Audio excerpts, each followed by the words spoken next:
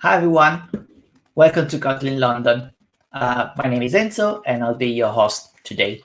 Behind the scene, we have also Pablisco to make sure that everything runs smoothly. Thank you very much for tuning in. It's always great to have everyone joining from all around the world. And I know it's we're tired to stay in our home and watch content online. We want to get some physical events, and hopefully we'll be able to do it soon. Speaking of that, this is July. We're not going to have an event next month because we are going on holiday. We deserve a break, I think, but also we start thinking about what we're going to do for the next event from September and going on. We all started planning to it. And we also probably we contacted you because we want to hear about you. What do you think about going back to physical present? So we're going to send you a survey and please answer it because your answer is very important to us. Right, if you haven't already, please join on our meetup page, hit subscribe on our YouTube channel, and follow us on Twitter to get notified about everything that's coming up in the next month. Right, thanks to our sponsor, 47 Degrees. We sponsor Kotlin London. It keeps us going on. Check your training courses. They're great courses for Kotlin and in functional programming, and you can find the link in the description below. Also, if you're into streaming or you want to get into streaming, please check StreamYard. We can have the referral program. If you click in the description below and you get a subscription, you get a discount, but also we get discount and we can reduce our cost. So what's about today? I think that's to finish this before the break. I think we've been having like a special stuff. So for the first time, we don't have just 2 talks, but 3 great talks. A big thanks to Enrique, Zan, and Nick for joining us today and sharing their knowledge. As usual, we'll hold a short Q&A after each talk. You can post a question straight into YouTube chat with the hashtag ask, and we'll show them at the end of his talk. If you post a question with the hashtag, you'll be automatically get into the raffle, and you'll have the chance to participate to get the a JetBrains IntelliJ license. So make sure to join the conversation and post your question. Also, during the talk, please show encouragement and like an emoji or a short feedback or just a clap for the speaker. It's really good for them to see the small appreciation things. Otherwise, it's just talking to the void. So it's really helpful for them. Right. So I think we're ready to get to the first speaker, which is Enrique, who is like a tuning from Vietnam. So a big thank you and a big appreciation for him to join in so late for him. Up to you, Enrique.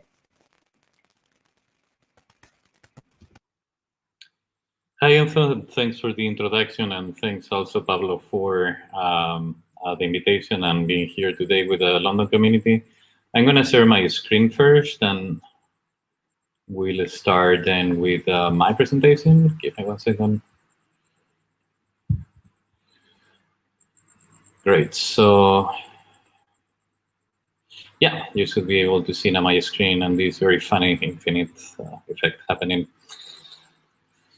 Yeah, again, thanks for being taking me today and to talk Kotlin and Kotlin Multiplatform. And my session will be about Kotlin Multiplatform for mobile developers.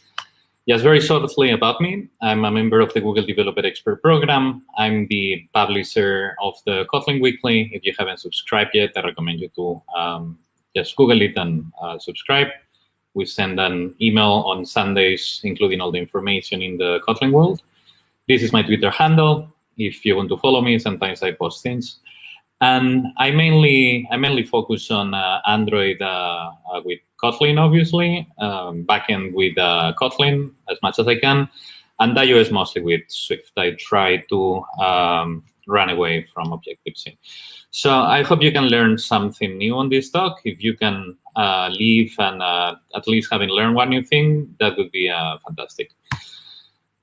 When we're talking about multi-platform development, it's a general theme that has been on the development world for many years. Generally, we see that there is a focus on arguing that the multi-platform technology is about decreasing cost because we have one single code base, etc. I like to focus more on increasing the quality. When we're keeping one single code base, we're going to be handling less bugs. Probably the code is being more centralized, etc. And yeah, essentially we should run away from using cost as an argument. It also provides a couple of interesting features, such as sharing code within the company and enabling feature teams instead of separating teams by technology stack.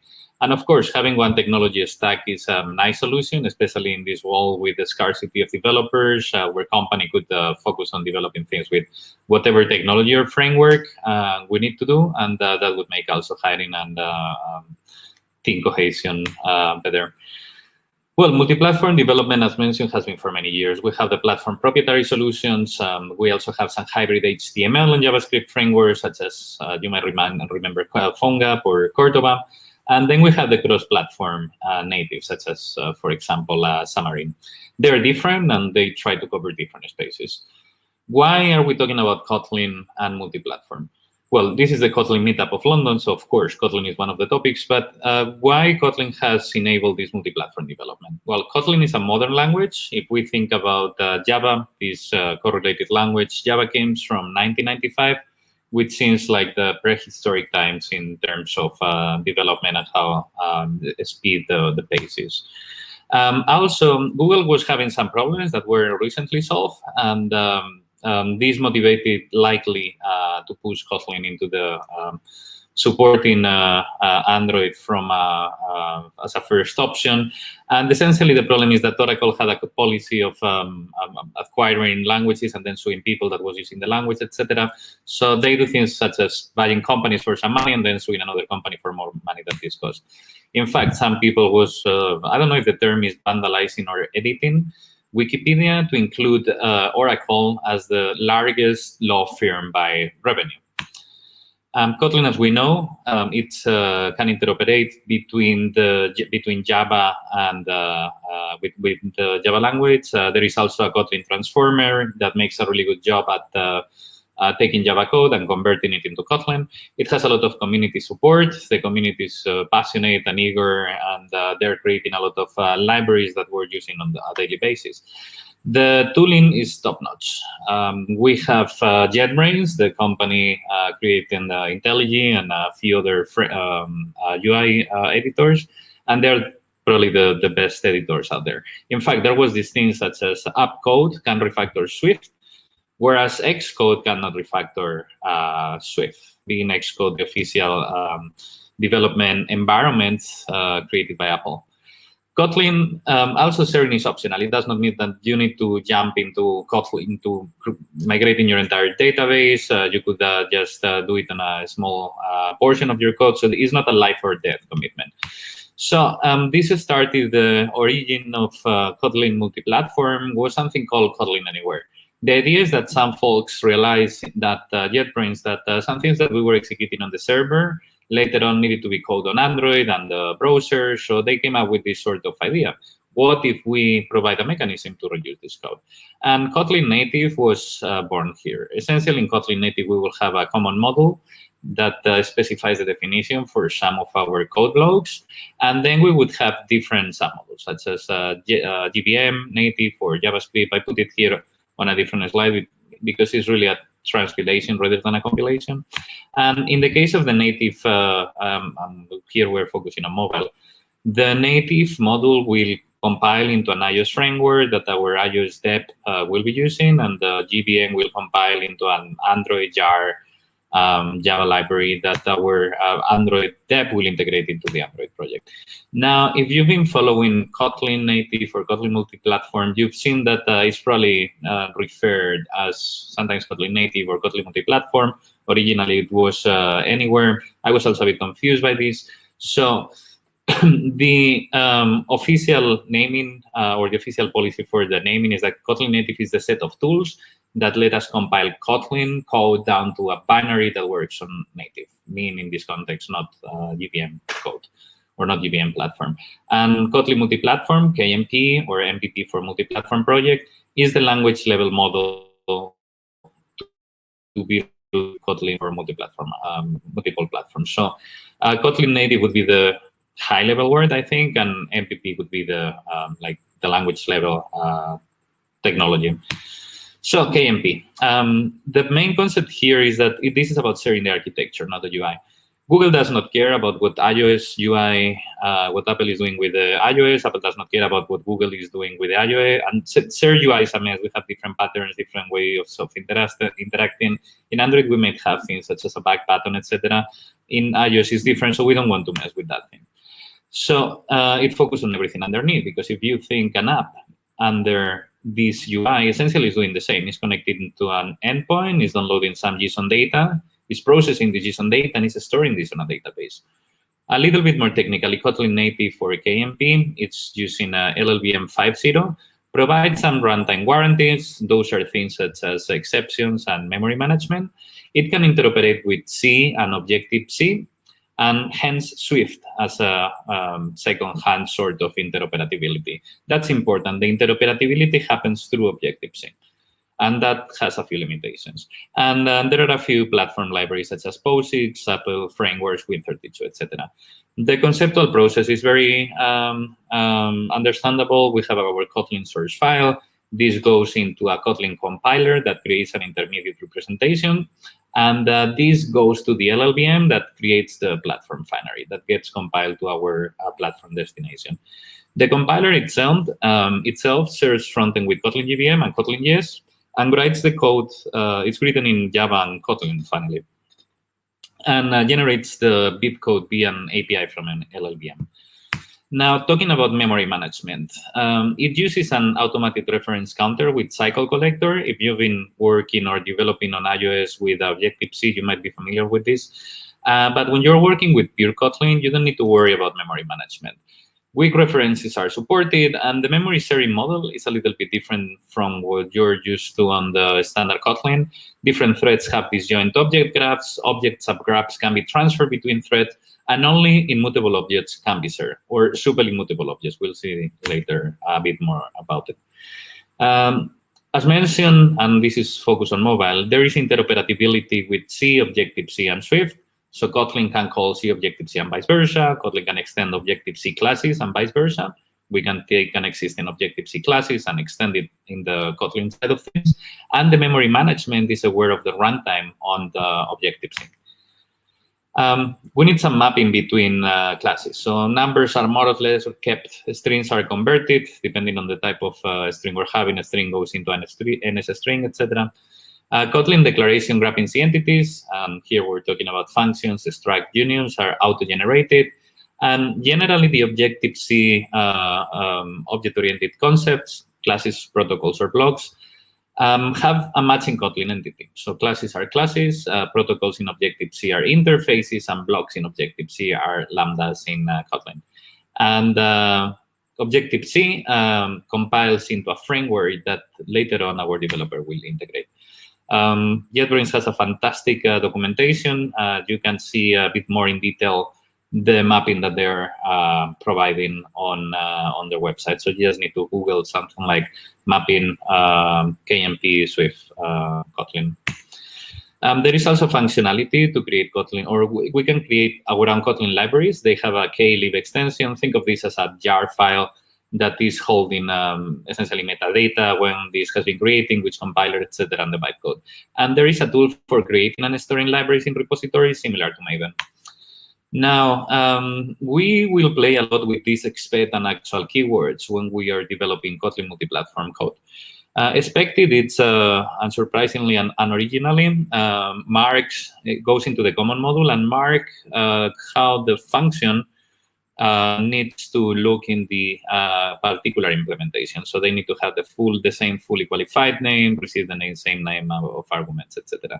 This expected declaration is marked with the expect keyword in front of the function, and the actual declaration, this is the actual implementation, will be marked with an actual keyword as it looks here. So just to go back, we expect a class fo that receives an argument and has a function. And with actual, we commit ourselves to implement those things on the JVM module or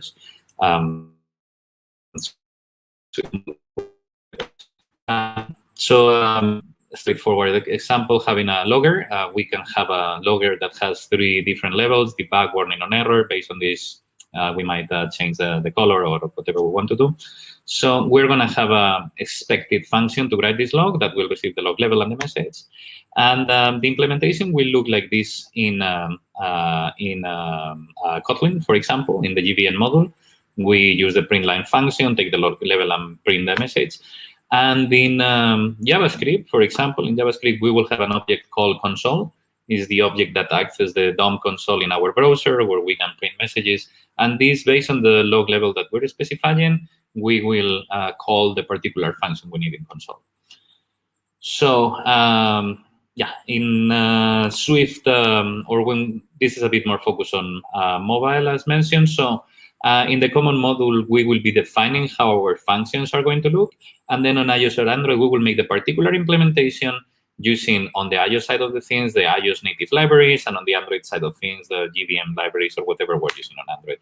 Another nice example could be to have a function called UUID that generates a UUID number. In Android, we will need to import the util class and the UUID class that generates this random number. And in iOS, this implementation will import the platform foundation NSUID. And we see that whereas code is, both languages are very similar, but we can see that we'll be calling the particular one on each platform.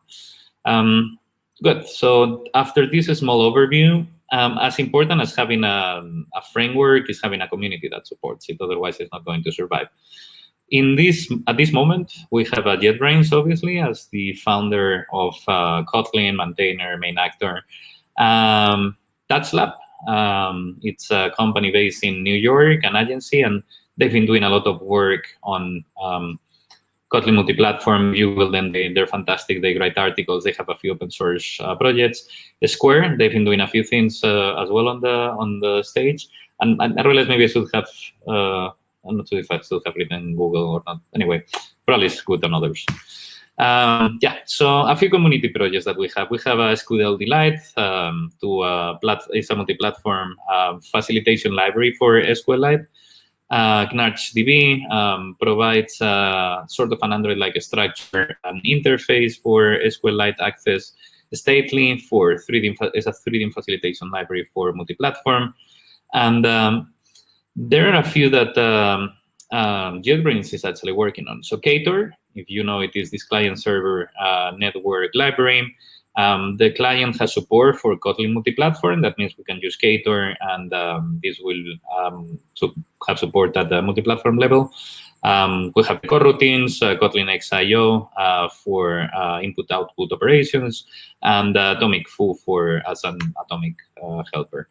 So Ktor, yeah, it's I think it's probably more known for its server side than the client side, but actually it provides both.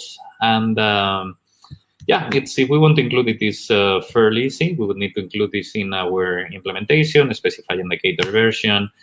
And also, depending, this would be the Android client or the iOS client. We have different packages for each of them. And on the common module, for instance, let's think that we would like to download some, access some URL and download the content. We would specify on the common module, we have this class application API that connects to this URL, starts a coroutine, and this coroutine accesses the address, converts it to a string, and sends it back on the callback. Now, on the, for instance, Android side of things, how would we do it if we want to oh my God, I have a find BYOB that probably should get refactored soon. Anyway, we have an activity, and from this activity, we want to make a call, and this call needs to access the particular URL or endpoint, take the data, and update the screen. So in this case, we will call the application API object. We will create it on our Android or GBN module, and then we will, sorry, on the Android app, this will be using the access in the common module, and this will start the coroutine, call this function, and then just set the context on the content on the text field that we have. And in the case of JavaScript, see that we will be calling the same. We will be calling the application API object, specifying the URL. Have this document object, and in this document object, we essentially can create elements or change elements, etc. In this case, we will create a pre, take the content that came from the website, and then just post it on this created element. Coroutines, if you haven't known, you probably have seen them, but is the asynchronous answer from JetBrains, the asynchronous library. Allows us to make network requests, and has a few, provide us with a few options to change the context, threads, etc. If we want to implement it, we will have the common module or native module or whatever we need. And another example here, we will have the common implementation. This common implementation would have a print coroutines. And in the actual implementation, we will define our scope, start it, and print the functions that have been defined on the common module. See actually that, and we will call this function calling the actual KT dot. This is how the files get compiled in Kotlin if we need to call functions that do not belong to any class in a file. And then we will call the hello coroutine function. Kotlin adjoin is the library to deal with input-output primitives and manipulate them. It's still experimental. And yeah, we will need to call the IOGVM, specify the version, and it's also relatively straightforward. So byte read packet is a packet that consists of a managed sequence of buffer views. Byte packet is read-only, and there is no way to reset pushback already written bytes. Every buffer view will be released once it becomes empty. And we have this release function, explicit call to this function release that discard all bytes. Build, the function builds, makes an instance of byte read packet and resets builder state to the initial one. So the builder becomes empty and ready to build after one other package. Atomic FU, we need to make atomic operations in Kotlin. So some considerations is that we don't have 3D primitives such as synchronize or volatile, and we should be using atomic FU for this. Again, we will include our version, and in order to use it, we will declare a top variable for a log-free stack implementation. And if we want to make a volatile read, we will make this value it's equal null. If we want to make a volatile write, the value equal null or whatever. And we can have a high-level update, update and get an update where possible for idiomatic log-free code. Now, sqlite and sqlite. So they're an evolution of NARDB from TouchLab. NARDB has been deprecated. And sqlite is a lower-level library. You can do dangerous things. sqlite lets you kick back a little bit more and relax and provide it a little bit of a higher level. We can, we will need to create an instance of the database using database instance, and then we will have 4 basic interactions with sqlite. Insert, update, delete, execute, and select. If parameter nets binding, you can do that using a lambda, as we can see here. So this for the lambda is a binder instance. And selects do not return result set. This is to avoid leaking SQLite statements. Instead of this, you can provide a lambda, takes an iterator, and then over this iterator, you can call a function for each, and then just evaluate whatever you need to evaluate inside. Multi-platform settings, similar to share preferences on Android and NS user default on iOS. We will need to call our import. This is actually from it's been developed by a guy called Russ Wolf, which is now working at TouchLab, I believe. But initially, he was the one kicking this off. And fairly similar, we just can store primitive values, such as integers, booleans, etc. If you've been developing Android or iOS, you're very likely familiar with this construction. And last but not least, serialization takes some JSON data and allows us to serialize it. So if you've been using JSON in Google, fairly similar. You need to create the serializer, pass the data, specify the model, and you can convert from and to JSON. Some considerations in a state. We talk about having several threads accessing objects. So an object actually belongs to one thread. And if you want to share it between different threads, this needs to get frozen. Frozen is a keyword to make something extremely object becomes immutable, as well as the entire tree of references. If you're wondering, have I used this frozen concept ever in my life? The answer is no. Everything you have written until now is not frozen, unless you've been designing your own language. So it's a different way of thinking. So if you want to share the object, you call the freeze function, and that's it. Runtime safety. KMP can verify safe mutability as well. And a few more considerations. So I think KMP is still a bit alpha or beta, and it doesn't cover all the use cases. And I would like to present you or doesn't cover all the necessities you might have. I'll present a couple of cases. Check this login view model. It's well, let's say we have like a username, password, something we need for a login in our app.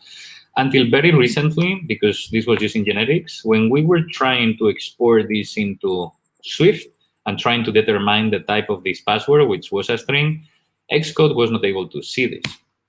And this was actually solved or was merged by Kevin Galligan, the CEO of TouchLab. He created a pull request, solved it, but this is the sort of things that you might be facing, things that tell you, hey, this language might not be completely ready, as well as a few things that have to see with the design.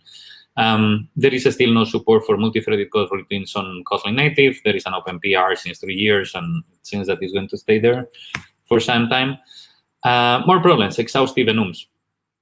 The problem here lies in how enums are represented in Kotlin compared to Objective-C. Remember, Swift is irrelevant for comparison. The interoperability happens via Swift. In Swift happens via Objective-C. Enums in Kotlin are reference type, a special class. In Objective-C, they are integers. Attempting to switch over them from Swift will be like trying to switch over any other class instance that you define in Swift, for example. So it does not quite work. Default arguments, they do not work in Kotlin Multiplatform. And you would say, hey, but Swift support default arguments. Why this is not working? Again, the interoperability happens via Objective-C. So all that matters is what Objective-C supports. If let's see at the previous example we had on the log level, we have our log level where we specify the type on an enum, error warning info. And then we want to say, like, by default, the log level is going to be error or debug or whatever. So we specify this as a default parameter. So what happens? This will not actually quite work on Swift. We need to specify the parameter. We will not have the default one. Now, KMP also does not have codable support. If you're using Swift, chances are that you're implementing codable, sort of serializable on your data or your model classes. You have to live without them, and that might require some significant amount of code rewriting, which defeats a little bit the purpose of having one single code base. In my opinion, one of the main problems or blockers for adoption or massive adoption of KMP is that the framework is not directly supporting or not supporting extremely well iOS developers. As Kotlin Android developers, we play with Kotlin or we code with Kotlin on a daily basis. We're used to the language. We are familiar with it, the tooling, etc. But for iOS devs, is what is this going to bring as a benefit? I'll just have to keep coding. I don't know the language, etc. Again, the future. It's very hard to make predictions. It's easier to bet safe. If we could make predictions, we will not be coding and we will be just trading on the stock market. I read this article by Adrian Kowalewski. It's called, if you Google something like how to be a developer or being a developer after 40, he writes this this excerpt at the end of the article. I don't know what will happen in 10 years, but there will be people asking in Stack Overflow about regular expressions, and there will be another JavaScript framework, probably Angular 10 or Angular 20. So it's likely that there are going to be more, this is not the Holy Grail, it's likely that there are going to be more multi-platform frameworks. Some of them will die, some of them will survive. And I would personally play with this assumption in mind. My colleague Juhani Letimaki made this graph, and I think also one problem, this graph well, when we're working with cross-platform in Flutter, for example, we have this application that when we click several times, displays the number of clicks. That's very easy to do. We can jump on a few code labs and everything looks great, and it seems that makes sense. But those cross-platform frameworks, in general, they hit at some point a wall when the complexity starts increasing. When a code base grows, we need to implement different sources, libraries, modules, etc. And for that, in general, native solutions scale better. Now, you've probably been doing Flutter as well, and you would be worrying or asking yourself, like, what's the benefit of Flutter or Kotlin Native or Kotlin Multiplatform? Well, Flutter is focusing on mostly on having custom UI widgets. Kotlin doesn't care about the UI widgets, and Kotlin seems to be more performant and having a better ecosystem than Dart. Can you combine them both? There was actually, if you Google KMP or Kotlin Native with Flutter, there was a guy, Lorenzo from Philippines, working at OLX in Germany that made a proof of concept. So you can check it out and take your own conclusions from there. So my personal recommendations, use it with caution. Don't jump 100% or compromise your entire project into a technology that is still a bit unstable. Try to start with the small share components, things such as network component that tries to make a call to see if an application is deprecated. That seems like a limited scope and low risk. Keep versioning in mind, and until something gets very pretty much approved, don't start using it as a first-class citizen for your technology stack, because we know what happens when things get deprecated. Yeah, just I start iterating with it, get your feedback, involve other people with code reviews and internal workshops at your company. And I think the company has potential, or the framework, the technology has potential. It might have a few sweet spots where it makes sense to use it, but personally would not compromise too much of a project for this. So before leaving, just a couple of resources. The Kotlin Slack, if you're not there, you should just jump in. There is a lot of folks from JetBrains and Google that are very friendly. TouchLab, they provide a lot of resources. That's their GitHub. You can see the projects, open source project and frameworks that are working on. If you allow me some self-expand the Kotlin Weekly, yeah, you just can subscribe and get every week the issues. The Kotlin Native documentation, if you just Google, you'll jump there. JetBrains does, in general, a very good job at documenting things.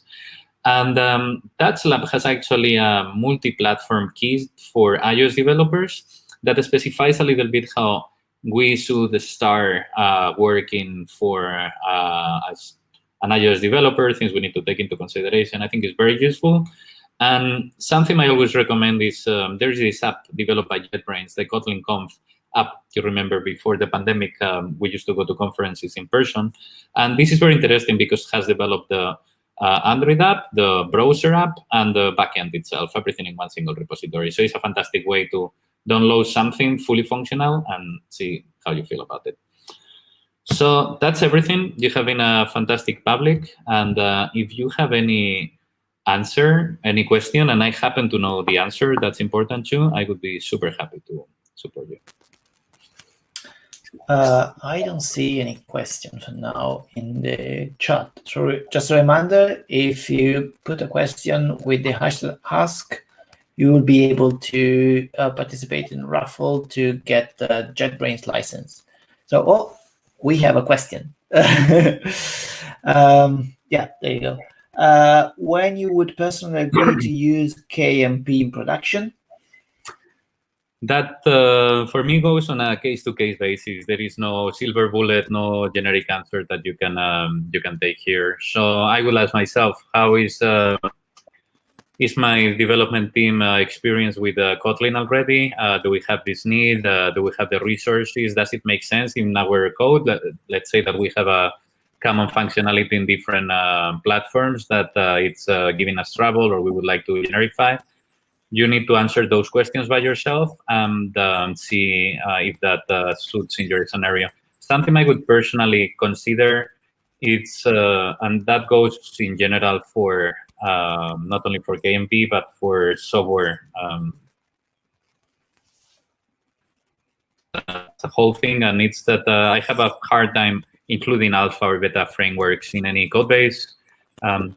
Well, we change jobs every 2 years, but you're giving your dev to other people, or the company might not be able to maintain it. So for me, it's a very important factor when including those things.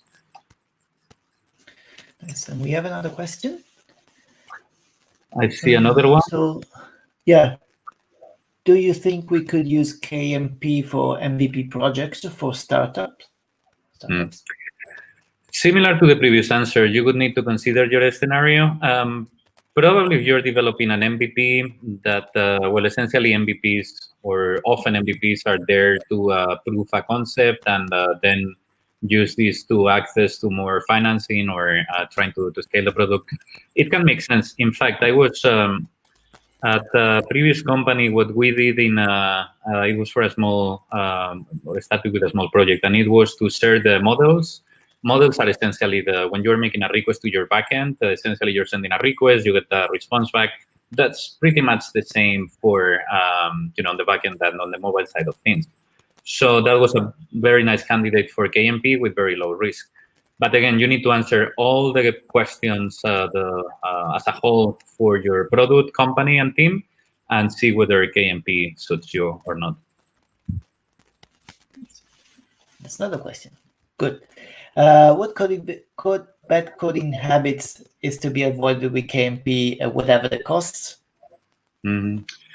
Well, that's a good question. I really didn't think too much about it. So, well, I think problems might come from, or places that can be a little bit more problematic are, for me, has been the networking and multi-threading. Keep in mind that, for example, in the case of multi-threading, you need to make a request from one place and then update the UI from another place. That's something that does not work. And then we have like the blocks in Swift. If you need to use it on a block, and you have you might be using this in a coroutine or with a suspend function. I think overcomplicating or this part needs to be a bit more precautionary. Ideally, sticking to frameworks that already exist. That means, do you need to make any network request? Then probably stick to the origin or the solutions that JetBrains is offering. That means in this case, Kate or coroutines, and avoid trying to play by yourself too much with callbacks or any other solution, because you might hit a place where Swift maybe is not, and especially the problem is with Swift. I think what you're doing with Kotlin from the Android side is likely going to have a 99% of similarity, but in Swift you're going to hit hidden spots, and that might require you to rethink the entire thing because maybe it's not working or anything. I think so too. Yeah.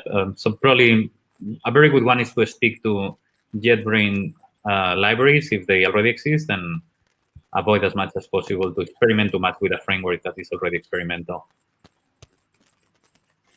Okay, I think we have another question. Any feedback using stately versus atomic FU? There are some overlapping features like a platform agnostic locks. I really don't have any feedback. I haven't used stately. I have used atomic FU. I could not really compare it with a stately. I think atomic FU does its job. It's very limited in scope, but can compare it in terms of performance, of language friendliness, or any other aspect with stately. Okay. And can we use KMP to make framework or libraries? Absolutely, yeah. Frameworks or libraries can support KMP. You can export them as a library with support for KMP, and this gets compiled for, well, you would have like the different iOS on Android and whatever package. Those get compiled, and yeah, absolutely. There are a bunch of examples such as, if you want to check one hater, it's a very good example, or any of the other libraries I have mentioned on the talk. Cool. Thanks for all the questions from the audience. And thanks to you, Enrique. It was really good talk. It's KMP and the multi-platform is always like a very hot topic in the Kotlin community. So we always try to have a question about talk about that. So thanks so much for being with us, especially late at night. Thank you so much, Enzo, and great. So yeah, thank you so much for the invitation and being with the London community. And I hope next session can be in person. Cool. Thank you. Right. So straight to the second speaker. The second speaker is a friend of Kotlin London. His first talk with us was back 3 years ago. So we are very happy to have him back. Zan Markan will talk about continuous integration for Kotlin project. Over to you, Zan.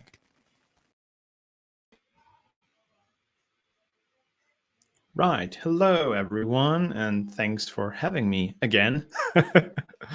Yeah, so let's talk about how to win CICD with Kotlin, or win Kotlin with CICD, however you want to do it, and hopefully make very few mistakes and really have a really good time about it.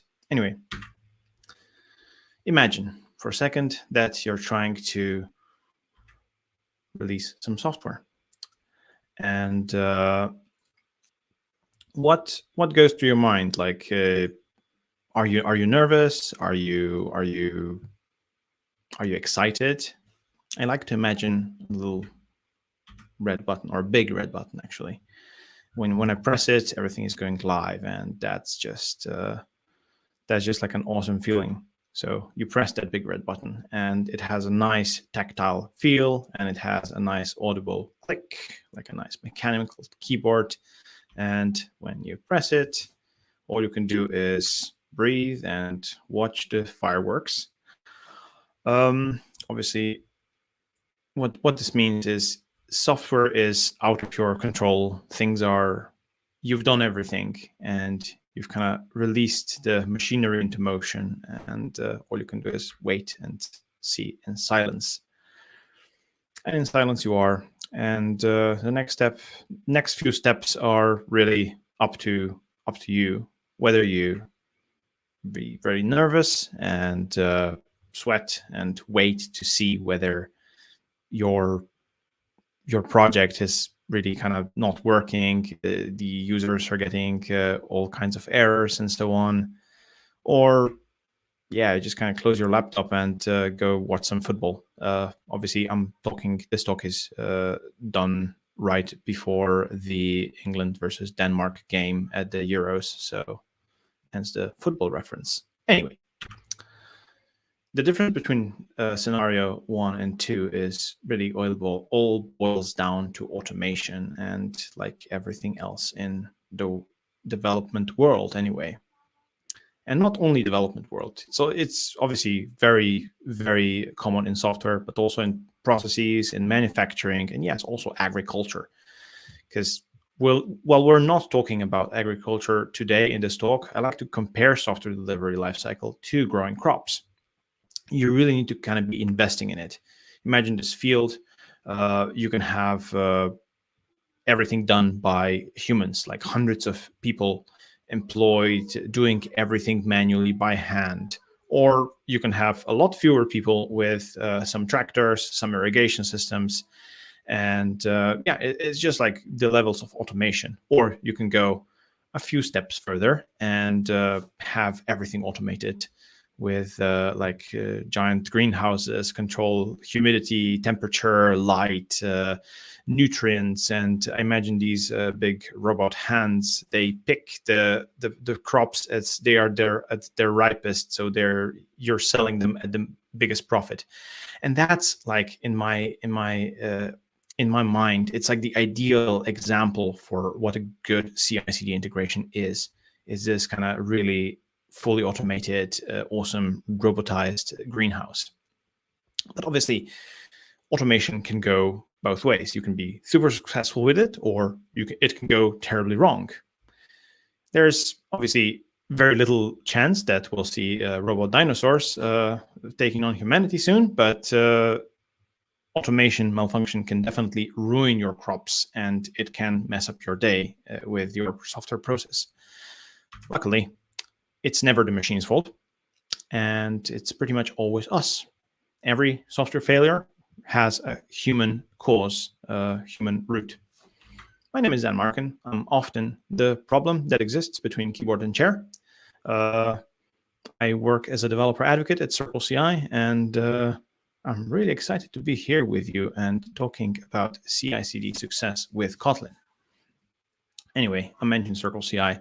We are a leading CI/CD platform. We're really kind of operating at a truly enormous scale. We have like millions of builds happening all the time, and it's great to see us supporting so many different technologies, from cloud native to mobile to everything in between, every programming language. And yes, obviously, Kotlin is one of those. Anyway, let's talk about CI/CD. Let's first untangle the acronym. First, CI means continuous integration, and that is the kind of process of taking the code as it's worked on by developers and merging it and building it and running a set of scripts to validate and ultimately build that final artifact that can then be used as an application. Whether in Kotlin that's an Android application, whether it's a website, it's an API or an iOS application for that matter. It doesn't really matter the platform. It doesn't really matter, honestly, the languages as well, because all software kind of starts as source code and then ends up with some kind of binary that's installable and usable. But the idea of continuous integration is that all these kind of changes, all these steps are executed automatically. From the moment a commit hits your repository, then executes a bunch of things that you want to do, like builds the application in the environment that you want, runs any tests, runs any validations, security scans, all of that automatically in order to get that end result. And the way most of these things are configured, and that includes CircleCI, we use some kind of configuration as code. We use YAML in our case, which basically describes what you want done in which environments. For example, give me a Docker container based off this image that has these tools and do these steps in it, and then use a macOS virtual machine to do these macOS specific steps. And you basically tell it, compose everything that you want to do, and then that gets executed. And obviously, the beauty of this is these kind of configuration files for your CI are kind of living inside of your repository. So a change happens to the configuration file, or a change happens to your code base, the rest of your project. It kind of goes through the same flow, and it also means that if you have passed all the tests, everything happens, all the build is green, you can be sure that your software is always going to work in that particular commit, which is one of the biggest, kind of most important things about CI/CD. And yeah, CD is like the next step on from continuous integration, and it's really kind of getting that build software to the hands of the end users or in their environments. And again, that can be any type of software that you've built, any application, and however you want to deploy it, whether it's like a sticking a Docker image to a Kubernetes cluster, or whether it's an Android app that goes to Play Store and is distributed there, or Amazon Store, or whatever kind of mobile application store. But yeah, scripting that part of the process and making sure that that flows smoothly means continuous deployment. Anyway, it's a long process. There is a lot of moving parts to it. So I like to untangle this into multiple dimensions. And we'll cover a few of them in this talk. The first one is all about really the specifics of Kotlin in particular. Because yes, Enrique talked about the multi-platform aspect of this, and that's definitely a very kind of huge appeal of the language. Why people are considering Kotlin and picking it up, because you can think about, yeah, I can actually reuse a bunch of the code base and do a bunch of things only once as opposed to twice or even 3 times, based on how many platforms we have. That's one thing, and it affects what environments you're targeting. It affects the complexity of your project. It's not only an Android app anymore. It's maybe an iOS app. Maybe it's a website. Maybe it's an API. It's all these things, and really kind of complexity explodes. The second one is how quickly this language and the ecosystem are really evolving. And it's not only Kotlin, it's the tooling. It's the tooling for Android Studio, for IntelliJ, all the plugins, all the beta canary versions that kind of just keep coming out, it seems. And in a CICD case, we can actually, like, as I said, you codify all these kind of environments and changes specifically into your commits, so that you always know that in this particular version of the language, of the framework of this particular dependencies, everything was working. But then when you updated something else, something broke. And lastly, you've got the support for scripting. I mentioned YAML that we use in a lot of CI/CD configs. Kotlin also kind of plays really nicely with Gradle, and you can actually just write all your scripts in Kotlin in Gradle, and then just kind of call these Gradle commands from this YAML. So you kind of avoid all that kind of complexity that's talking directly to the OS that's kind of running the execution. So that's kind of the peculiarities of Kotlin in a CI/CD context. The rest are very obvious and very common to pretty much any other any platform or programming languages known to man. For example, speed. We all want our CI builds to go fast, and yes, that's definitely one aspect of speed. But there is so many more. First one is obviously, yes, let's not wait for a build to complete in 4 hours. Let's have it done in 20 minutes, 10 minutes, 5 minutes. I don't know. The other one is, yes, when something doesn't go right, so a build fails because of tests, because of something else, how long does it take us to get it back to passing? Because obviously that's where we want to be if we want to be able to deploy it at any given time. And taking a couple of steps back, in an organization, how long does it take the organization itself to ship a feature? Once the product manager gets a mandate to develop something, to release something, how long does it take them to actually kind of get it implemented with their developers, tested, and then into the hands of the users and stakeholders? That's another aspect of speed that CI/CD can definitely help and will help.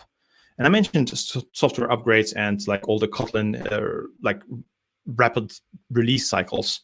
They tend to break. In my experience, anytime anything updates, something breaks. And a good kind of CI pipeline actually lets you validate any of those changes before you actually merge them into your main code base, and then kind of have to work backwards. So you can essentially try your changes in a very small or isolated environment, and then see whether something works and not. And lastly, it's all about kind of having everyone read the same config files and understand what's happening, because all your build, all your processes are codified, and you get a new team member, have them read the configuration and build scripts and all that, and they should get a nice picture of what's going on. So yeah, running pipelines themselves faster. There's a bunch of things, obviously, that we need to talk about. One is, yes, using the right size of resources. Gradle takes a little bit of resources, so give it enough RAM, give it enough processing power to kind of really get the most out of it. And also use the right platforms as well, because if you have a multi-platform project, maybe you're targeting Mac OS, maybe you're targeting iOS, maybe you're targeting Android. You really want to understand, yes, I want to target this particular platform. I want to target and execute all these kind of platform-specific builds in that environment, because usually, in my experience, Docker that can build like Linux, Android, and everything else is a lot faster to spin up and cheaper to run in the end than like Mac OS specific virtual machines. So kind of that's another nice to have. And then it's all about kind of caching. So you're probably using Gradle, so making sure that you're kind of storing things to cache into Gradle cache and then restoring that in subsequent builds, so that you don't have to really do things twice. And when you have to do things twice, run them in parallel, which means, yes, if we're talking about different types of tests for different platforms, let's not have one test, each test wait on the previous test. Let's just run all of them at the same time, because on many cloud platforms, you're kind of, again, you're using like a almost infinite resource, and you're just paid for you're just paying for the time that it takes, and yeah, so parallelize as opposed to kind of have everything run sequentially. Obviously, sequentially is good if you're kind of building your common modules first, and then kind of all your dependent modules afterwards, so you don't kind of, you're still kind of relying on caching to deduplicate a bunch of work, but still you're still running a bunch of other tests and jobs in parallel. And then lastly, it's all about kind of picking what runs when, whether you want to do your full functional tests suite, integration tests on every commit. You probably don't. You just want to do it whenever you're kind of getting ready to kind of merge a feature or getting ready to release or something like that, and then just kind of run a subset of all those kind of tests and complexity each build. So obviously, I mentioned that things break, especially when you have so many different platforms and programming languages that work really nicely together. How do we do that? So a CI definitely can help us with that. First one, it can help us understand what's happening with our builds, because everything is like visible on a single kind of platform pane of glass, if you will. Obviously, there's something on us as well to do to log everything. And if we're doing stuff in Kotlin, obviously we're familiar with how this kind of log output looks, how everything works. So we should be able to really kind of confidently spit out as much information as possible to get us to debug and revert back to a kind of less broken or non-broken build, essentially. Understand how you can get like stuff that you're kind of building out of the CI as well, because it's not fun or not useful to just have it in there. You want to get it out, and just kind of understand where to get those artifacts, and see if you can actually debug your builds as they have failed. Like there's SSH support, that's like a bleeding edge thing, that you can essentially spin up a virtual machine or a container and essentially SSH to it as it's kind of failing that particular job, and which allows you to have this exactly same environment, exactly same commands, so you can run like Gradle, everything that you want to run, and see why it's failed right there and then in that exact same environment, which is very useful in a CI case.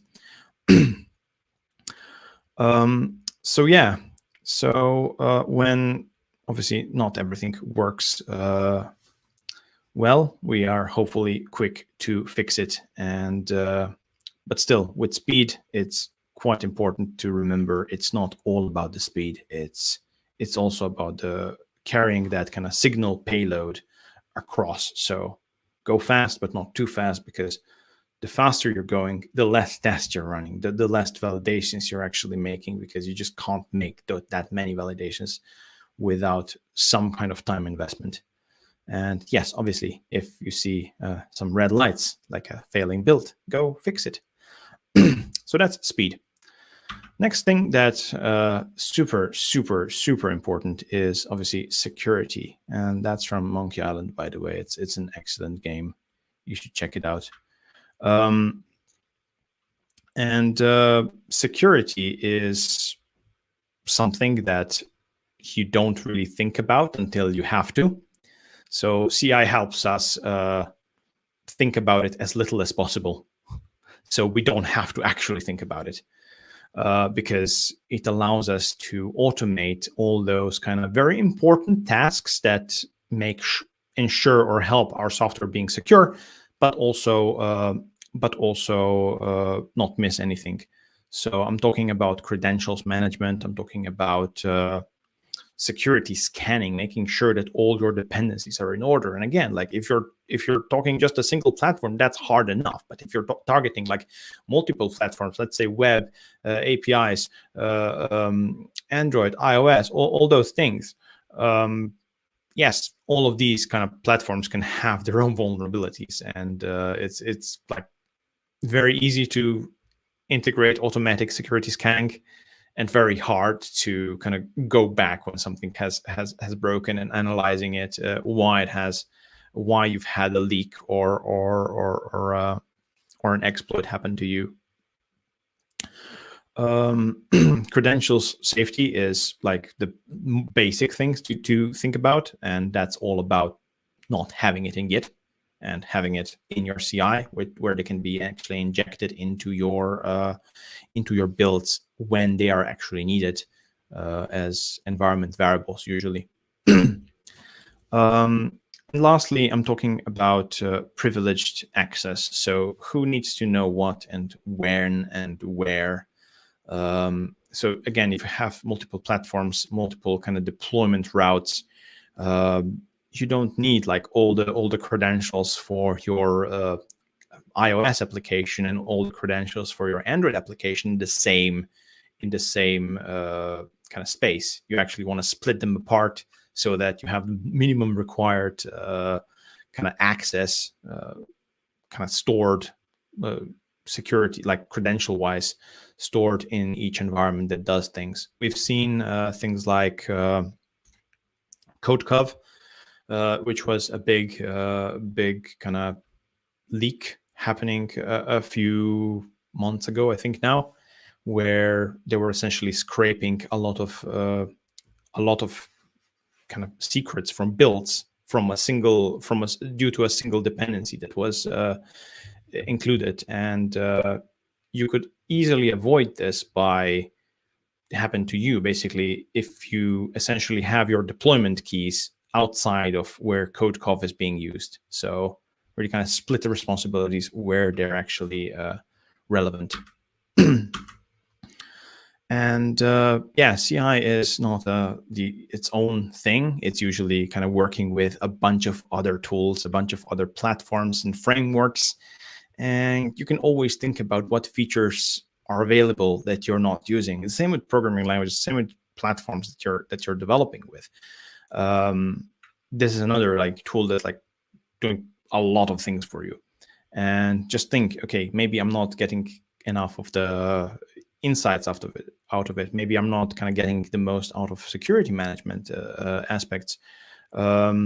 Or maybe you can actually think about who else might want to know, or where else might I want the information about builds to live. For example, your project management software, maybe your kind of metrics, dashboards, things like that. You want to kind of inform them, hey, I've done a build, maybe, or I've done a deploy, maybe check for any failures now since that new version is live. And just kind of inform folks that might want to be relevant, like directly, like emailing, slacking them, sending them a text message or whatever. So, hey, you're the ops person. FYI, this is now live. If something happens, it might be down to our new release. DevOps is always about teamwork primarily, and secondarily or tertiarily about tools. So let's talk about teams as well, and how you deal with CI/CD as teams. So it's usually a team responsibility. It should be a team responsibility, and it's never good if there's just a single person who's dealing with everything. It's always very, very beneficial if there's as many folks as there are on the team, at least kind of knowledgeable enough to kind of understand what's happening. I've already mentioned that you can use CI/CD configuration and all the scripts that you have as onboarding aid if you're adding a new member of the team, because they'll understand, hey, that's how we do deployment. Hey, that's how we do testing. This is all the types of testing that we got, all of that. And yes, obviously, if someone goes on vacation, at least there's some other people who knows how everything works. So that's a CI/CD help with how it helps with like just team mechanics and teamwork.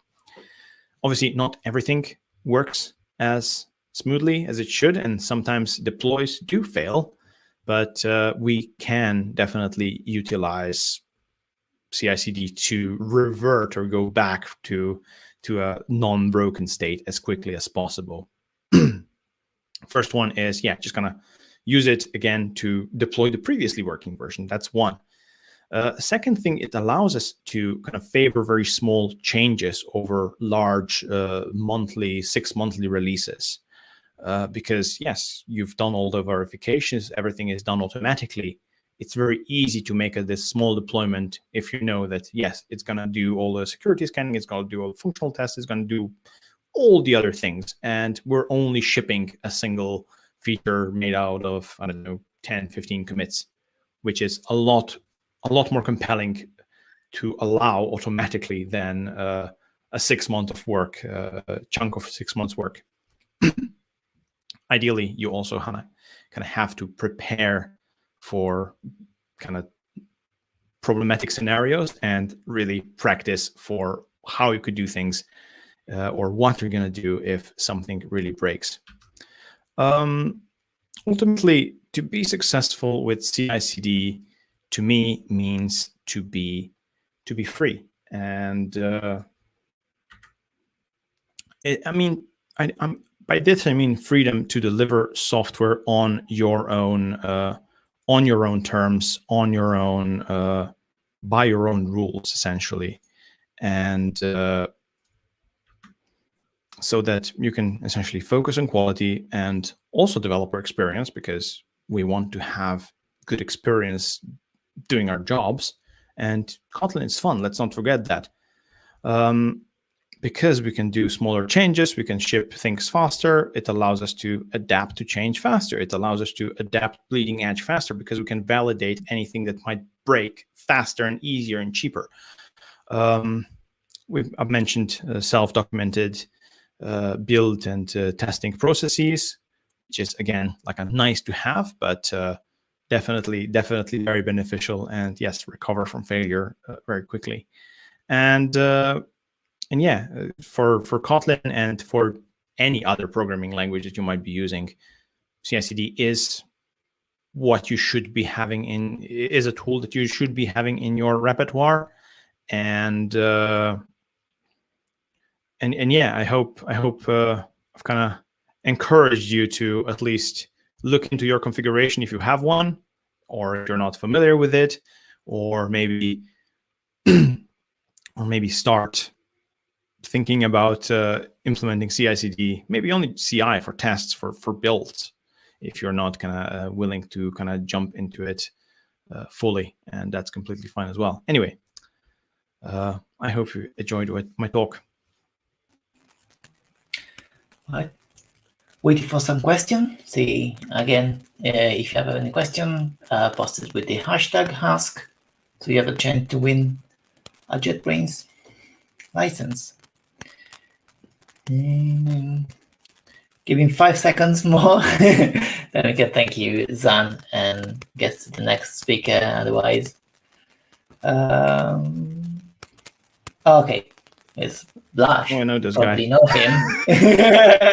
I know him too. We are colleagues. So, any suggestions now to the backend machine executor, since we can run them locally?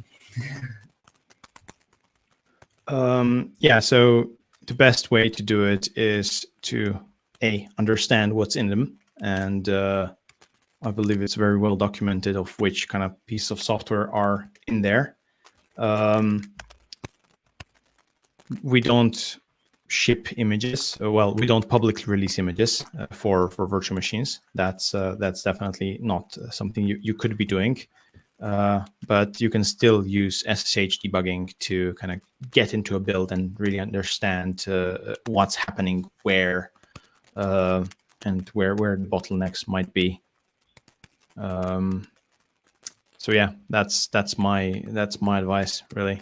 Just kind of use SSH debugging as much as possible to save you some time from rewriting configs all the time, and just really kind of understand the dependencies. Maybe try to replicate the environment with the same dependencies locally, and that might help. Cool. So if you don't have any other questions, we have some thumbs up and some claps from the chat. So thanks so much, Zan, for being again with us. Hopefully we'll have another chance to see you in person soon. Oh yeah, I hope that too. Yeah. So thanks again. Right. So we know straight to our first speaker, Nick Skelton. We'll talk about a hot topic in the Kotlin community, especially for Android developers, which is Kotlin Flow. And in this case, we'll talk about how with Kotlin Flow we can use it for application caching. Over to you, Nick.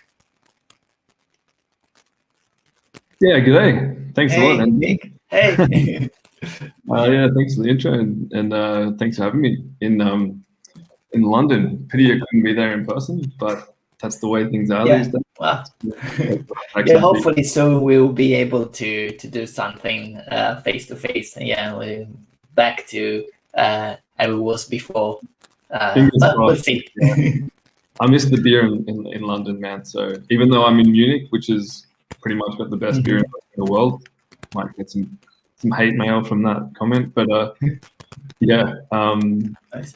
Yeah, the thing is that doing the thing live and online help us to have like this time. It is the first time we have 3 speakers on 3 different time zones, which is I think is amazing. So we'll try to get the best of both worlds. Hopefully, anytime soon. We'll see. Yeah. Yeah. But wait, thank you. Over to you. Ready to start when you're ready. Right, yeah, I'm ready. Let me share my screen. Get my little presentation thingamajig here. So, what I'm going to show you today is something that I'm going to try and convince you not to use. It's basically a little proof of concept idea that didn't get picked up by one of the projects. So first of all, I probably should just sort of give you a bit of background on myself. My name's Nick. I'm from Australia. I live in Germany. I'm a freelance Android developer. And I've been doing Android for a really long time. I've forgotten how long. And Kotlin more or less since it was available for Android, because after using Java for many, many years, I was dying for an upgrade. Anyway, so back to the topic. This is so I work in lots of different companies, generally sometimes at the same time. And in this particular project, we wanted to put in some caching. And so we did a little proof of concept, and it wasn't picked up. But I thought it was a cool enough idea to make a presentation out of it. And the idea came from Flow. So we were introducing Flow at the time, and had the idea to create our own little application cache. So yeah, you can follow along, get out your little camera or just take a snapshot. In fact, what I might do is just take take this Jamboard link and dump it in the comments so that you can follow along. I'm going to have a little whiteboard here somewhere. Hopefully that gets forwarded onto the comments. Maybe Enzo, you can pick that link up and hand it around. It's basically just a whiteboard. So if you're not familiar with Jamboard, Jamboard is just like an online whiteboard. I'm going to be drawing, and you can sort of follow along. It'll be on the screen anyway, so you don't really need to open that up if you don't want to. But also the code is here, so you can also clone the code and follow along, or just download it later on if you want to hack some of the unclean code from there and use it in your own projects. Go nuts. It's a little application which I'm going to demo. Right. So let's take it back to basics. Why do we even use caching? What's the point of it? I've got it here in big letters, to remove the loading indicator. It's unfortunately a bit of a trend that I see in my industry, where a lot of the projects I'm working on, or I get hired to create, are basically just companies who have a website, they have a backend, they have a REST API, and they think, well, it'd be cool to have an app. And so the app is more or less just a replication of the website. And this is a bit infuriating as an app developer, because an app is a much richer platform for delivering information, right? It's not, it doesn't have all the complexities and limitations of a website, and there's more things we can do there, right? The idea is to give the user a much richer experience, and generally that kind of falls by the wayside in many projects. So what ends up happening is you have the user logs in, whatever, they click on something, they touch something, and loading screen. They go to the back end, pick some information out, put it on the screen, click something else, loading indicator. Press back, loading indicator. It's infuriating that happens in a lot of apps these days. So the idea is to kind of twofold, right? One is to get rid of this loading indicator even when online, right? But also to be able to give the user an offline experience as well, which is just sort of most big applications have this, right? So if you think of Google Gmail, for example, if you opened up Gmail, and even if you didn't have Wi-Fi or whatever, and you couldn't access the backend, imagine that it just said, no, sorry, can't get to the backend right now. No emails for you, right? It's totally insane to even think about that prospect. So how do we solve it? This is your 80/20 go-to, right? So if you've done any sort of REST API or worked with HTTP at all, you would have come across cache control headers. And this is your first line of defense, right? Definitely want to be reaching for the cache control headers. There's lots of green boxes here, and this is kind of like the ideal solution for caching, right? But there are some downsides, but technically they're all upsides, right? So first one is widely supported out of the box. So just with a few lines of configuration, you can set up your client, HTTP clients, to support caching, right? Support cache control headers, right? So if your backend is set up correctly and giving you cache control headers, it's really, really simple to set up caching on the client side.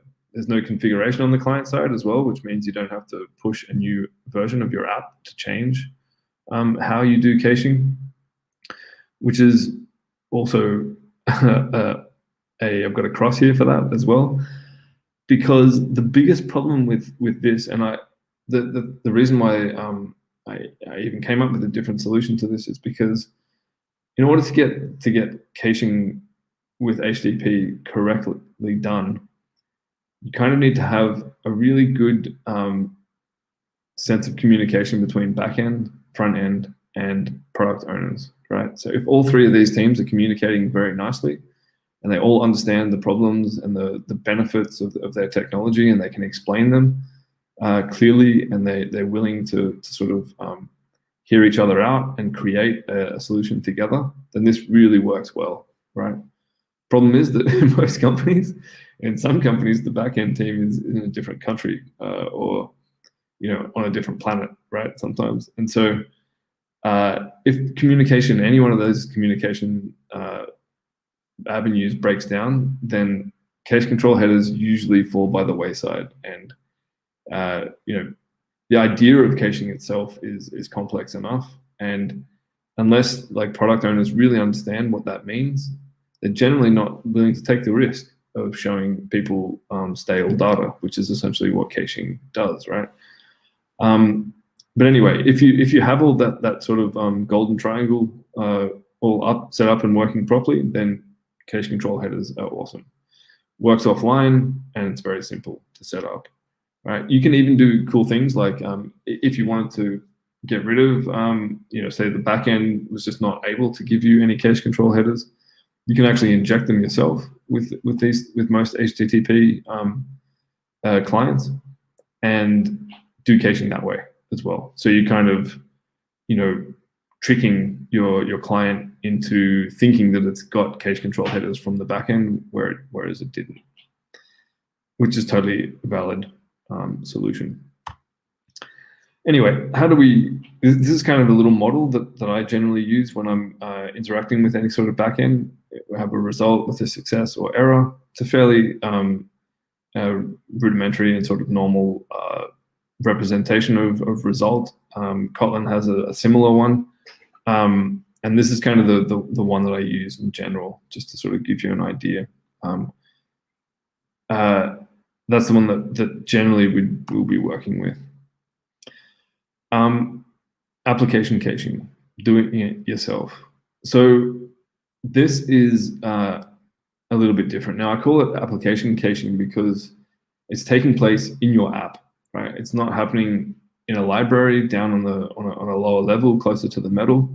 This is happening at one of the levels of your app, right? So generally, most Android apps will have a service layer, which does I/O, HTTP layer, which is even below that, and then they might have a data source, and then a repository, and then a view model, and then a fragment, and then an activity, right? Something like that. These sort of levels of your app. And application refers to your app. So this is happening inside your app. And there's definitely some great benefits to this, right? So the first one is you have total control over caching. Complete and utter control. The backend isn't interested. The backend doesn't play a role.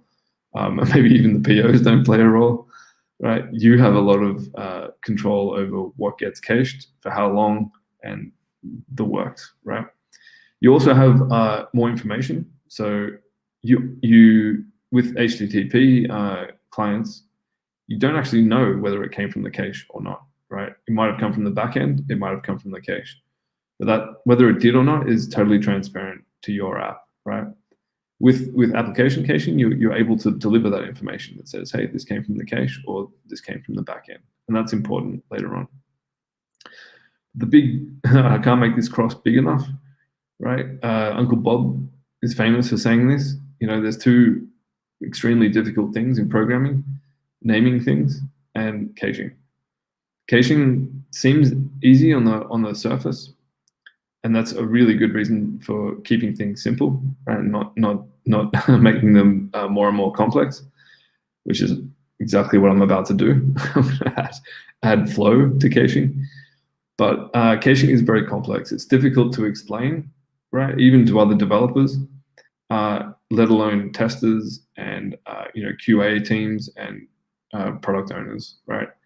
It's very hard to explain the concepts behind caching and saying why this information is appearing on the screen and not something else. Making that very transparent is quite difficult, and so it's the reason why I kind of am putting a big disclaimer on this entire solution, right? But this is how our model changes because of caching. So now we were able to mark our successes as either cached successes or network successes, right? And the important thing about this is we're not breaking the previous previous API, right? So the clients who are using this result won't break when we change it to our new and Fandangle result or success result.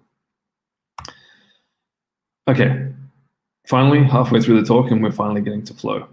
So what's the advantage of using application caching with Flow?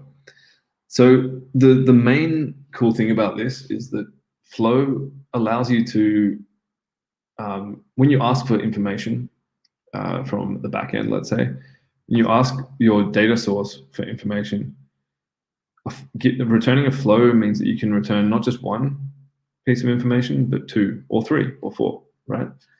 So traditionally you would ask for a piece of information and it would come, check the cache. If it's from there, cool, you get that. If it's not, then you go to the backend and you get that result instead, right? But you only get one cached result or the backend result. Now we can have the opportunity of getting more, right? So that means we can go to the cache. If we have something, return that. But then we can keep going, go to the backend, get whatever's new, perhaps, and emit that as well, right? And that's the sort of the kernel of the idea, right? The center. And this, of course, bringing it up again, this allows you to remove the loading indicator, right? So if we can show the user something quickly, right? This is the last time you went to the backend, we got this. So we can quickly show them that and then update in the background, right? And that means the loading indicators is not there anymore.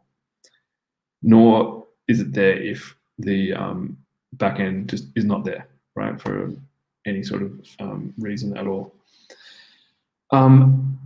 This, of course, with all caching, adds complexity, and when you add complexity, you add edge cases, and then you start crying.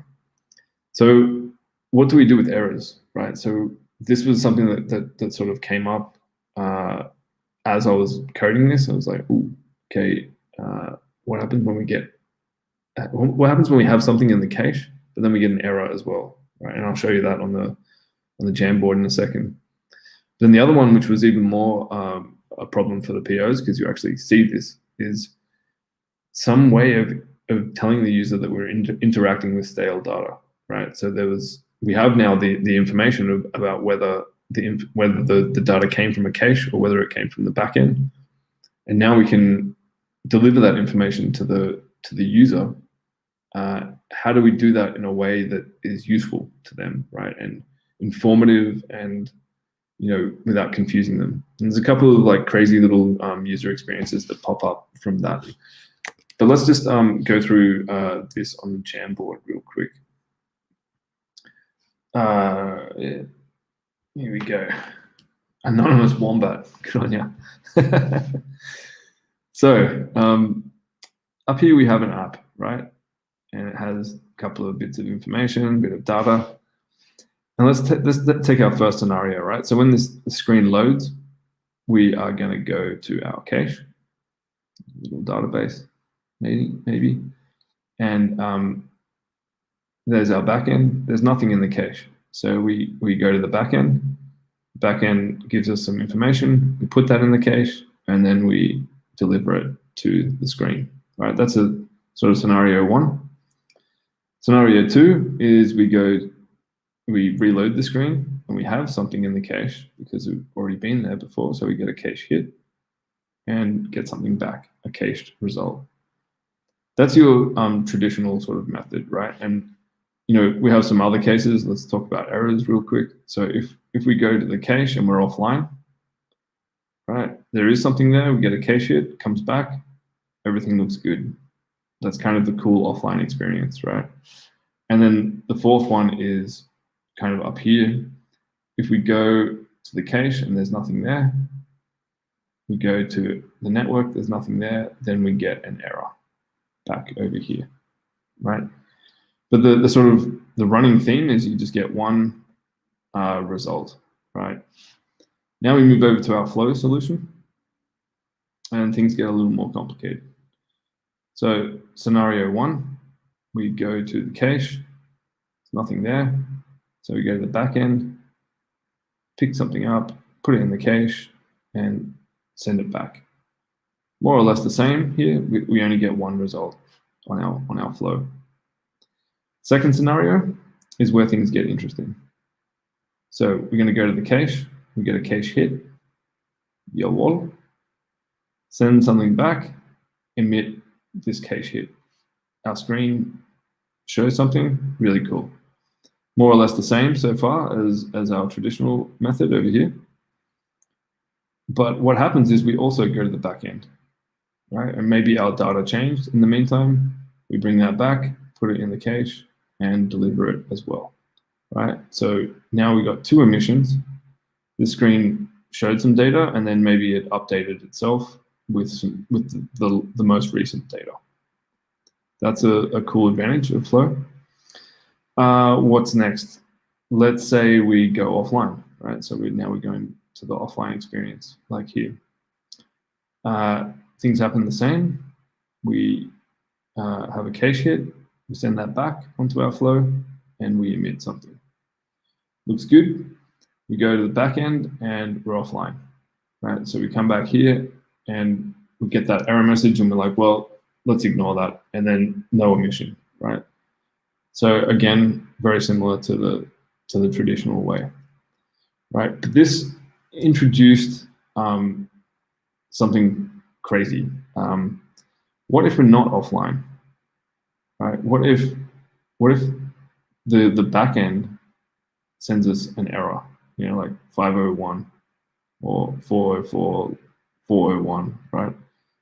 What if it sends us something that says, hey, this user's been banned, right? Or they're not authorized anymore.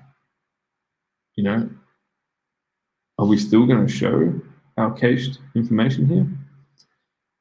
And that kind of introduced a new problem, right? So what we really needed here was some sort of like filter that said, okay, network errors, we don't want to show them to the user, right? That doesn't make sense because then it defeats the purpose of caching, right? If we're offline and we have a network error, we don't want to show the user that. We already have some cached information, we want to show that. But if we actually get a certain subset of errors, these are the ones we want to let through and override our emissions here. So what does that look like? Let's jump off the Jamboard and get into some code. Okay, where are we here? Okay, let's quickly show you the sort of, let's just jump in and have a look at the app. It's the easiest way to do this. Here's the app. Really straightforward. It's just a simple screen that shows some data, right? This refresh button is basically just a way of pretending that we're going into this screen maybe from somewhere else, right? It just simply does a refresh. I have a backend here, which is done in Firebase, which just has some information here, some very simple fields which I can change to sort of demonstrate whether the data is changing or not, right? Whether we are actually communicating with the backend. There's no fancy like Firebase, document watching or anything like that. We're not actually doing that. Using all the cool real-time database stuff. It's just simply doing a get and trying to replicate a REST API. So just a simple get. So in order to get that information, we have to actually do a refresh, right? And here you can see that we're showing cache data. So it's showing up with that information saying, hey, this information is cached. Here we have John Skelton instead. So let's just do that one more time just to sort of show you that happening. So here I'm clicking refresh and I have John still here, and then that will update to Nick. I also have a simulated delay, obviously. So every time we go to the backend, there's like a simulated delay of like 5 seconds or something like this. That simulates network latency. So let's go through some of these scenarios, right? So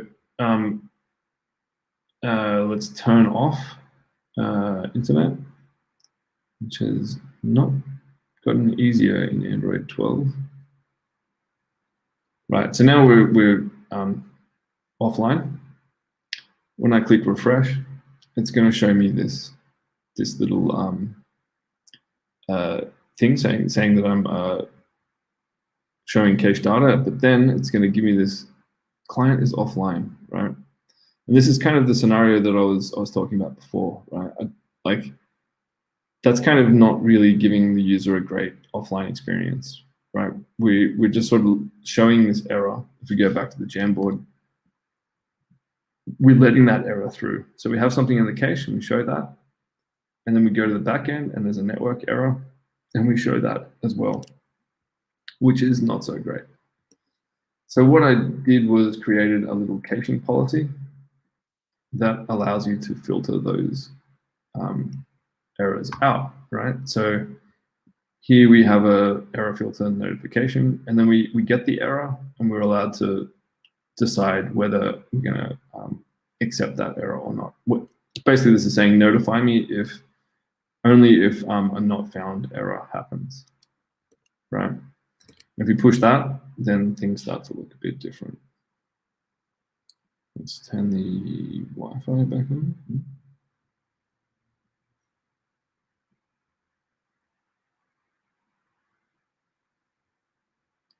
Yeah, so this error came through because there's nothing in the cache. So if there's nothing in the cache, the error is going to come through anyway. But if there is something in the cache, then we aren't going to, then we're going to consult our filter, right? Okay, so now we have something, which is cool. There's another little problem here though as well, right? So something that's a bit annoying about this is that little pop-up, right? It keeps popping up, right? Because we're showing cached information. So it shows up instantly because the result that we're getting is the cached information to start with. And then it goes away once the information comes from the back end, right? It's kind of annoying. We don't want to show that every single time. And I'll show you how I use Flow to get around that in a second. But first of all, let's go through how this works a little bit. So here's our account details. We have a data source, which is just doing a simple get, right? And you can see it's a suspend function that's just going to send back a single piece of information, right? That's simulating our RESTful get. The repository is the one that's responsible for doing that. So over here, our repository converts that into a flow. Right? So we get an account with this name and a flow of results. And in here, it's the logic for the flow is not actually happening here. This is just setting it up. So this is all basically configuration. So we have a key for the putting it into the flow, into the cache. We have a policy, which we're setting up with a sort of like a little builder here. And then a source. So this is where we're actually going to get the information from. In here is where the magic happens. Oh, suddenly it got big. Now, don't be daunted by all inline, cross-inline fanciness. That's basically just to make this very, very generalized. The information is here. So we have a cold flow, and essentially we're going to emit a maximum of 2 results onto our stream, right? The first one is going to be the cached information. So we check the cache to see if we have something in there. If we do, we emit it, right? And we mark it with this little cache smartcast or type so that we can smartcast it later on. Pretty straightforward. A lot of this code looks very long and complicated, but lots of it is actually just logs. And logging is great with caching because, yeah, it's difficult. Like I said, it's difficult to see what's actually happening in real time. Then we go to the source, right? So this is where we actually go and get our result from the network in this case. If we get a success, we put it into the cache and then emit the result, no matter what. If we get an error, then we have to start doing some crazy things, right? So first thing we check is to see if we actually had a cache hit or not. If we didn't have a cache hit, then we're just going to emit the error anyway, right? There's no point in hiding the error from the user because there was nothing from the cache. So we have to show something, right? There always has to be at least one emission. If there was a cache hit, then we check our notification policy to see if the error should be shown or not. If it should be, then we emit it. If it shouldn't be, then we do nothing. That's it. Nothing too crazy there. And that gets sent up to our data source. I wonder why everything's really small. Maybe if I close it and open it up again. Yeah, okay, here we go. Cool. So let's go back and have a look at this again.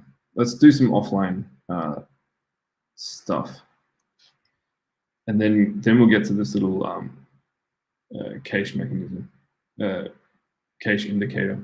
So here we're still doing that. We're showing the cache data. Now we're showing the real backend data, up-to-date data. Let's turn the internet off, go offline. I really wish there was a nicer way of doing that. And let's do some cool little tricky things. So let's change this information now, right? So let's change my main John again. Here too.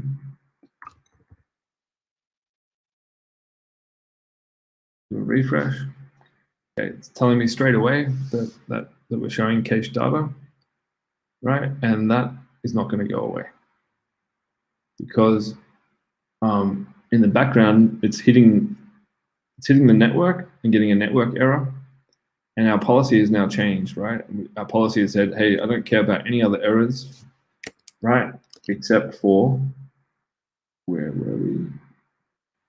I only care about not found errors, okay? Everything else, it's okay to just use the cache.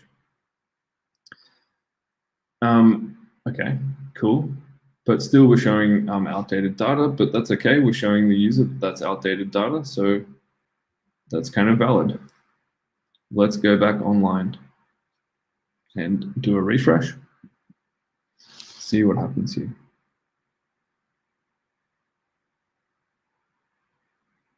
Booyah! Thank God that happened. Now we've gone back online and we got updated data and the world is as it should be again. Okay, that's scenario one, but let's do some trickier stuff. All right, let's go offline again. And that was when the data changed, right? So we've gone offline and the data changed in the backend, but what happens when we delete the data in the backend? So this is no more Nick there. All right, we do a refresh here, and it's like, hey, we're offline. Maybe you're having trouble connecting to the internet, blah, blah, blah. All right, if we go back online, do a little refresh.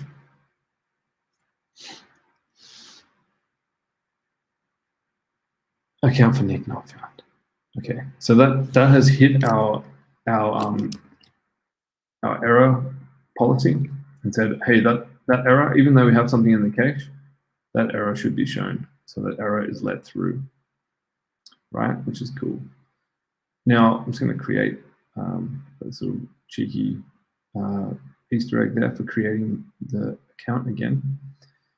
Now let's just because I've only got a little bit of time, show you how to get rid of this little annoying little thing from popping up every single time. We have to go up to the view model. Now, like I said, we have this cool, nifty little way of smart casting things, right? And there's other ways you can do this, of course. But the important thing is that this cache node visible is what tells the fragment whether to show that little indicator or not, right? Simple Boolean like flow. So we're watching our result, which comes from the repository, and we're having a look to see if it's a network, cache, or an error, right? If it's a network or an error, then we don't want to show that indicator, obviously. We only want to show it if it's a cached. If the result is cached, then we want to show the cache note. That's the idea, right?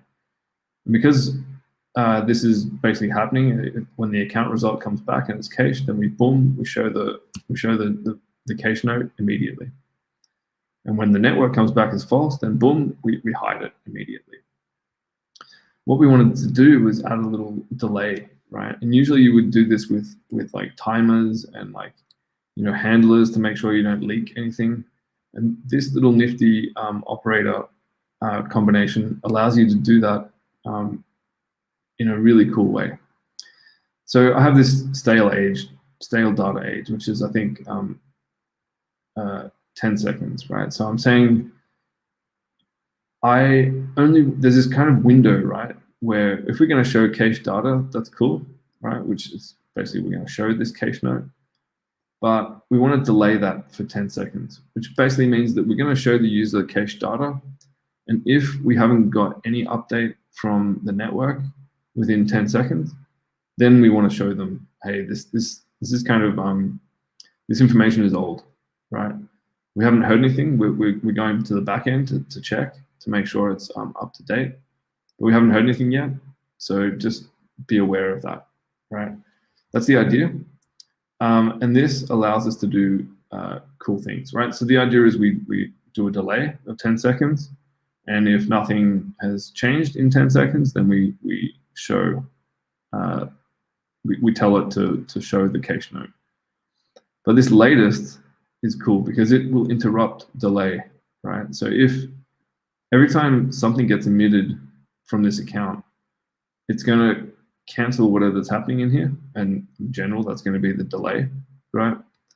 And run this routine again, right? So if we get a cache is true, we're going to go into a delay, and then if we get a network, let's say a network response, this latest is going to cancel that delay, jump into the if and not delay because it's false, and just immediately hide that cache note. It's a little bit tricky to explain, but essentially this alleviates all necessary anything necessary for having a timer to do any sort of delay mechanisms, which is really, really neat, I find. I've gone a little bit over time, so hope you got something out of that. It's a kind of a difficult topic to sort of explain within half an hour, but happy to answer questions or listen to ways that you think I could do it better or whatever. Ask me anything, as they say. Cool. I think it was super interesting, and I can see how you can adapt it into everyday work we're doing. So personally, I'm working a lot with caching, so it's really, really important. Unfortunately, I still stick to Rx. So yeah, there's like a lot of issues on that part. So yeah. Yeah, well, actually, it works for all. I mean, it's not just. I mean, there's some tricky things that you can do in Flow, which is cool because of coroutines. But like the same principles apply for all like reactive streams, Rx, live data. Yeah. Definitely, super interesting. So there was actually a question, but it's already been answered. So yeah, I think we're fine. Yeah, I'm not sure if you want to add something about it. So yeah, about the loading UI. Yeah, well, that's it's cool. Automatically answered that question. I mean, I purposely left that little piece of janky UI in there because, it's obviously it's as you're developing things, you come up with those, like you see your caching, and then like you have an idea of what you want to do, but then the UI starts to interact and do crazy things. And there's lots of other little problems that come up. So just showing I show like Nick Skelton there, and then in the background there's something happening. still, but that's not really visible to the user. So all of a sudden, it just sort of flickers and changes from Nick to John. And that is kind of something that really throws all designers and UX experience people, because they're like, if the person's reading that screen, then it suddenly changes. It creates a little bit of dissonance. And so there's like some challenges, some UX challenges, but the idea of the concept of having like updates is an important one. I think it can be overcome with some creative UI. And what have I used in my project instead of this solution, and why? Yeah, the answer to that is, again, at the start, is cache control headers. So they really do 80% of the work. So like I really wouldn't reach for this stuff unless you have a really top-notch sort of team. But there are someone brought up, a colleague of mine brought up another one that Dropbox has. I think it's called Dropbox Store or something like this. They have a solution for Flow that does something similar. But to answer the next question, which is bringing in a library, like Dropbox Store, keeping with your own implementation. Wow, you're reading my mind, dude, and I'm reading yours. It's amazing. I personally wouldn't. Because caching, like I said, is complicated, and I would stick with my own solution, because then you really understand it. And Dropbox has one that's customized for them, and they do things in a particular way. And to be honest, I haven't gone through it too deeply. I just went through their first page of how to use it and stuff. And it's like, I don't know. Keeping it simple is a really, really awesome mantra to have when it comes to caching, because it gets complicated really quickly. And so, I totally agree. Cool. Thanks so much. Definitely is one of the talks that I'm going to rewatch it on the channel to understand better and trying to implement it in some sort of way in my code potentially. So thanks so much for being with us today. Hope to have you back anytime soon, maybe with some more caching on some other stuff if you want to talk about it. So we're here, and potentially also like live in person and in London sometimes. That would be great, man. Yeah, but in the meantime, it's great to have these. Yeah, like I've been talking in places that I'm from my house. It's pretty amazing to be able to do that as well. Yeah. So, but yeah, I'd be interested to see what other topics people are interested in. I've done some talks on unit testing, flows, which is kind of a hot topic, I think, at the moment. There's lots of gotchas with that, and I don't understand it fully myself. So that could be another one that's interesting. But yeah, happy to be here, man. Yeah, it's great. Anytime. Yeah, thanks for having me. Thank you so much. Cheers, good evening. Bye. Cool. So just one more thing before the raffle. So we never ask for your contribution to run this group, and hopefully we'll always have a sponsor that will help us run with the running costs. But we thought that it was a good idea to do something for the greater good. So we set up a page on ecology.com, and with every contribution that we get, we plant some trees, and will help us to offset our carbon footprint. So if you care about your carbon footprint too, you can go to ecology.com/Kotlin London and donate. So just like the easy as that. So thank you. So it's time for the raffle now. So let's see who is going to be the winner. We have few entries. So let's spin the wheel or press the button. And we have we have Blush. Can I assure you that it's not rigged? So Blush, there's no need to contact me. I know how to contact you. So you are a fortunate winner of JetBrains license. So congratulations. Nice.